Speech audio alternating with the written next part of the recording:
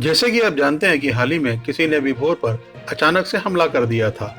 उसके मुताबिक एक ही पल में ऐसा हुआ कि उनको पता ही नहीं चला कि हमले का, और अचानक जमीन पर गिरने के बाद उन्होंने अपने आप को खून में लथपथ पाया।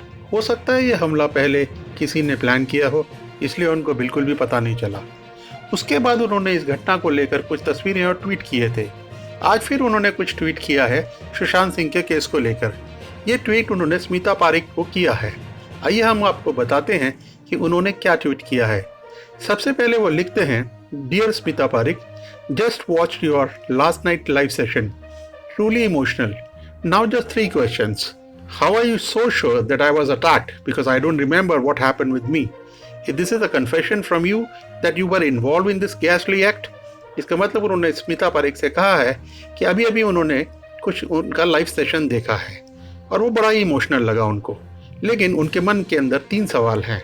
सबसे पहला सवाल ये है कि वो स्मिता पारिक से पूछ रहे हैं कि वो ऐसे इतनी श्योर कैसे हैं कि उनके ऊपर हमला हुआ, क्योंकि उनको तो कुछ याद नहीं है कि उनके साथ में क्या हुआ। क्या ये उनका कन्फेशन तो नहीं है कि वो किसी इस घटना में शामिल हो। उसके बाद वो लिखते हैं, When did I blame you or anyone else for the injuries I have suffered on Friday night?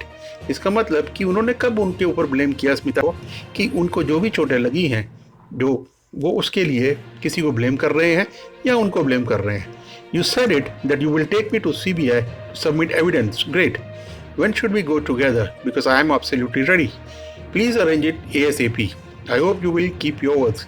इसका मतलब कि वो सीबीआई को एविडेंस देना चाहते हैं, तो वो पूछते हैं स्मिता से कि वो उनको कब लेके जा रही है, वो कब एक साथ जाके सारे के सारे सबूत सीबीआई को दे सकते हैं।